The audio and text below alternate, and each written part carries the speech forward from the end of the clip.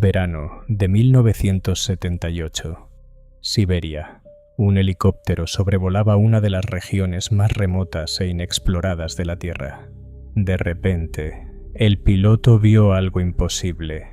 Un claro en medio de la densa floresta, surcos en la tierra, señales inconfundibles de cultivo humano. Pero eso no tenía ningún sentido. No había ningún registro de asentamientos en esa área. Era territorio completamente deshabitado. Nadie podía vivir ahí. Los geólogos a bordo decidieron investigar, aterrizaron el helicóptero y caminaron durante horas a través de la taiga hasta encontrar una cabaña desvencijada. Dentro, 5 personas viviendo en condiciones medievales. No sabían nada de la Segunda Guerra Mundial. No sabían que el hombre había pisado la luna. No habían visto a otro ser humano en 42 años. Para entender cómo una familia entera desapareció durante 4 décadas, tenemos que retroceder más de 300 años. En el siglo XVII, la Iglesia Ortodoxa rusa vivió unas reformas litúrgicas profundas.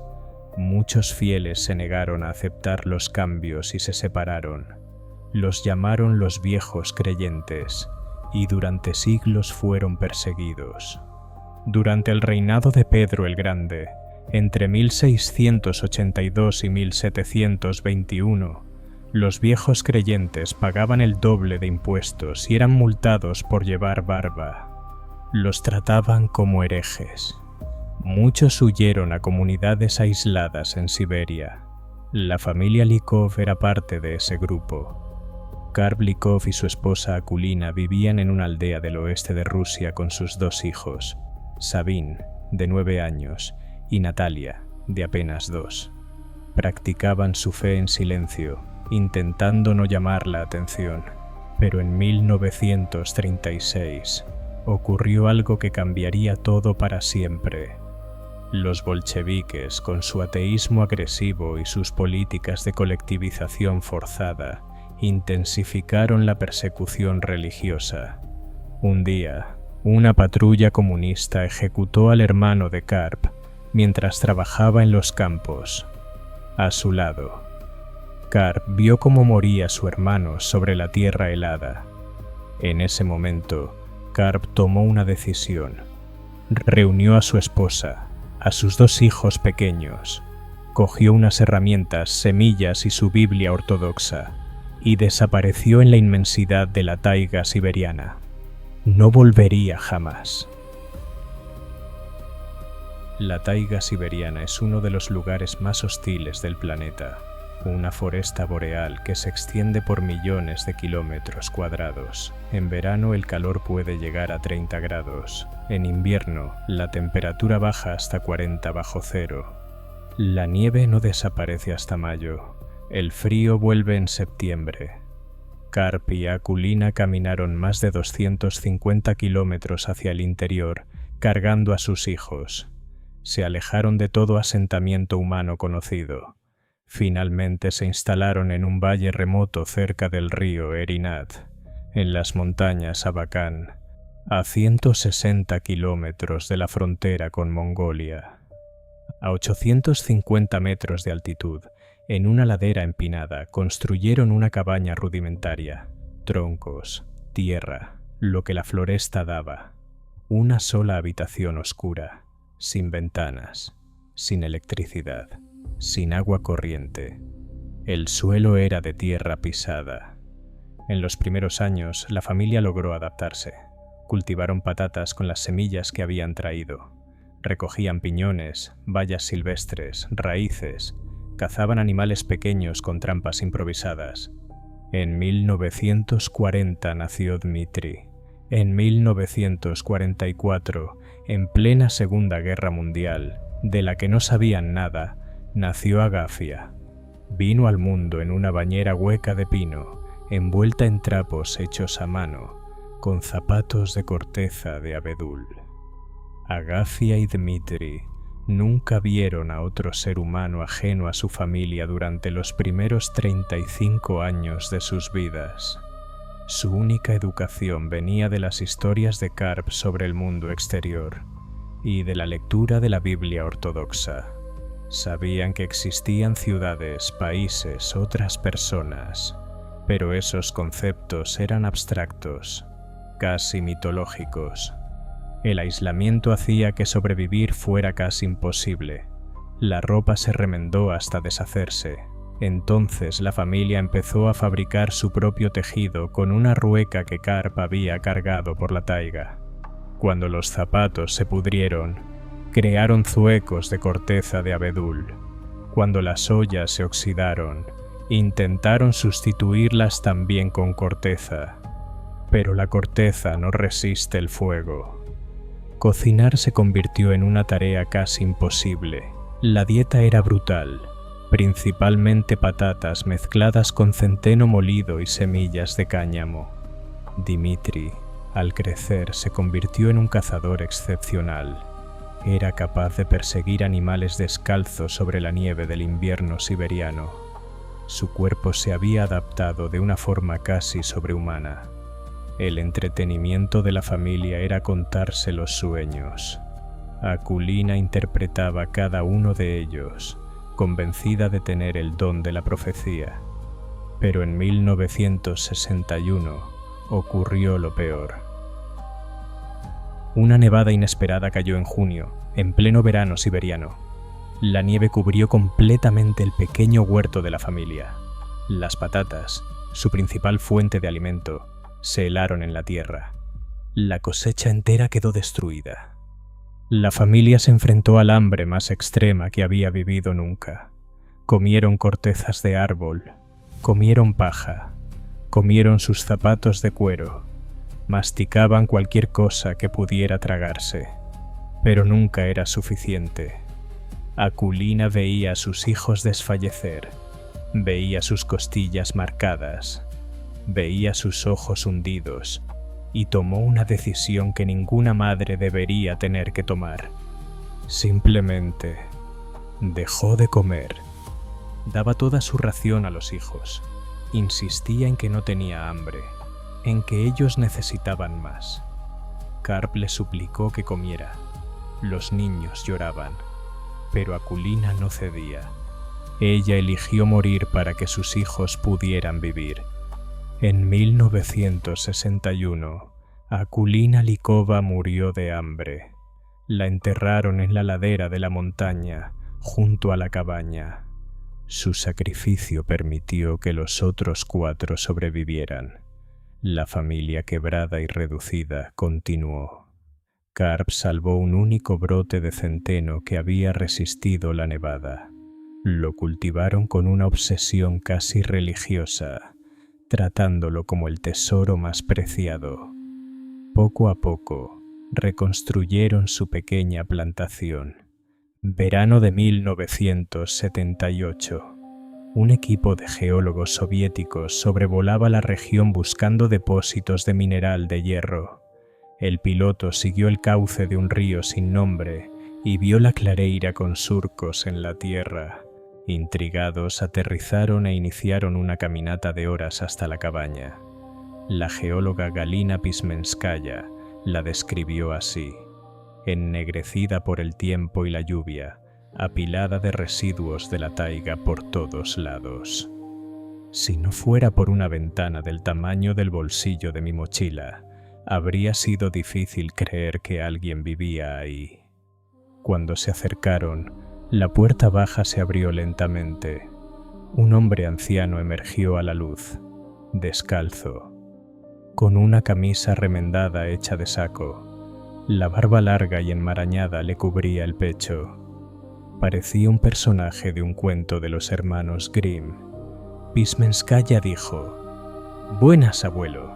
Hemos venido a visitarle».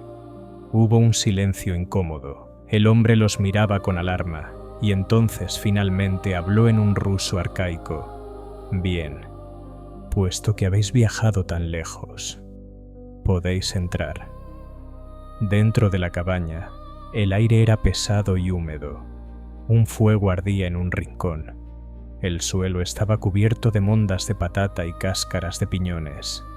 las paredes ennegrecidas por el hollín.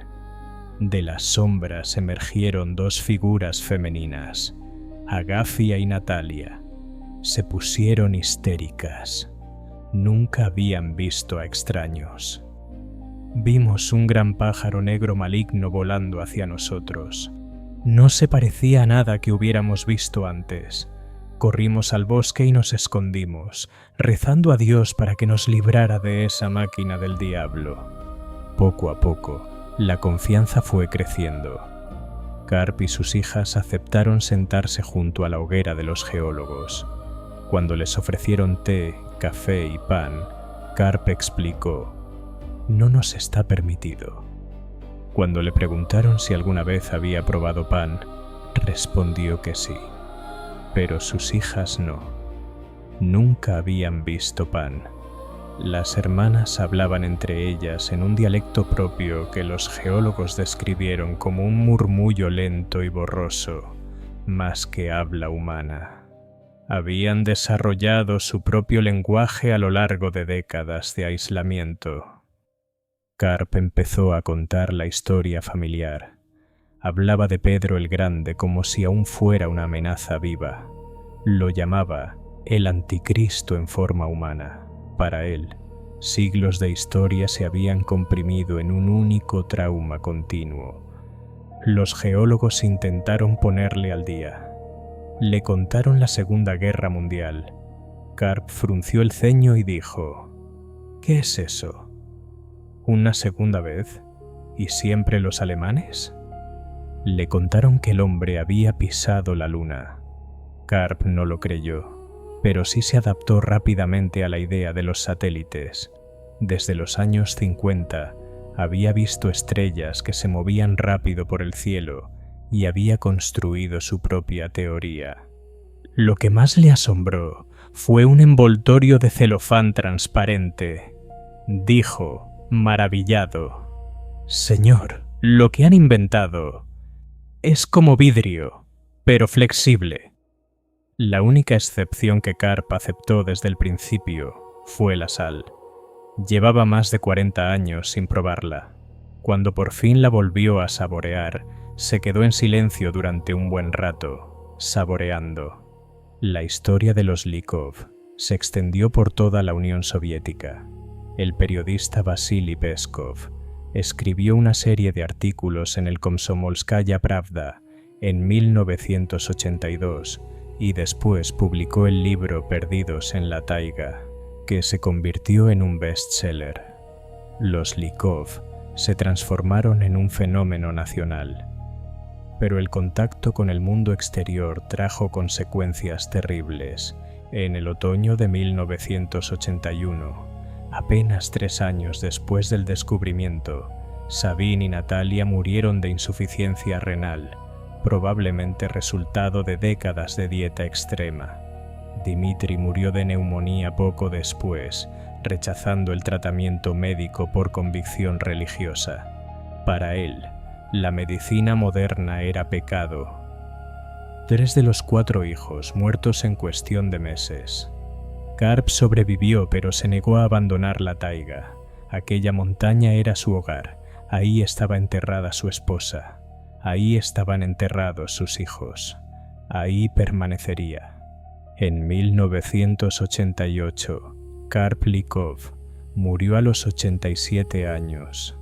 Agafia lo enterró en la ladera de la montaña con la ayuda de algunos geólogos que se habían convertido en amigos de la familia. Fue el último en irse, sobreviviendo a todos sus hijos excepto a Agafia. Agafia Karpovna Likova se quedó. Es la única superviviente de la familia Likov. Desde 1988 vive sola en esa misma cabaña de la taiga siberiana, a más de 240 kilómetros del núcleo habitado más cercano. A principios de los 80, el gobierno soviético pagó para que hiciera una gira de un mes por la Unión Soviética. Fue su primera vez fuera de la taiga. Vio aviones, caballos, coches, tiendas, ciudades, dinero. Por primera vez. Quedó absolutamente aterrorizada. Desde entonces Agafia ha salido de la taiga apenas 5 veces. Odia las ciudades. Dice que el aire y el agua fuera de la taiga le ponen enferma. Las carreteras llenas de tráfico la aterrorizan. Hoy tiene más de 80 años y sigue sorprendentemente ágil. Su propiedad ha crecido con los años gracias a la ayuda de amigos y admiradores. Varias cabañas pequeñas para cabras, gallinas, comida conservada, un jardín en la ladera empinada. Docenas de gatos campan a sus anchas. Mantiene su fe de vieja creyente con devoción absoluta. Se levanta antes del amanecer para rezar. Quema cualquier envoltorio que lleve código de barras, llamándolos la marca del anticristo. Cuando le preguntan si desearía que los geólogos nunca hubieran encontrado a su familia, Agafia niega con la cabeza. No sé si habríamos sobrevivido sin ellos. Nos estábamos quedando sin herramientas, sin comida. Ya no tenía pañuelos.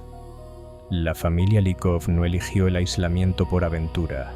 Huyeron para sobrevivir, para preservar su fe, para proteger a sus hijos de un mundo que los consideraba herejes. Y allí, en esa montaña helada, construyeron su propio universo. Un mundo donde Pedro el Grande seguía siendo el anticristo, donde la Segunda Guerra Mundial nunca había ocurrido, donde el hombre nunca había pisado la luna. Un mundo de oraciones, sueños interpretados, patatas heladas y sacrificios imposibles. Akulina no murió de hambre porque fuera débil, murió porque eligió. Y cuando eliges dar tu vida para que otros vivan, eso no es debilidad, es la forma más pura de amor. Agafia Likova, con más de 80 años, sigue sola en esa montaña, la última testigo viva de una forma de vivir que desapareció, un pedazo del siglo XVII sobreviviendo en el siglo XXI. Y quizás cuando ella se vaya, el mundo habrá perdido algo que nunca podrá recuperar. La prueba de que es posible vivir completamente fuera del tiempo. Si te ha gustado oír esto, deja tu suscripción para apoyarme y deja en comentarios qué historia te gustaría ver en el canal.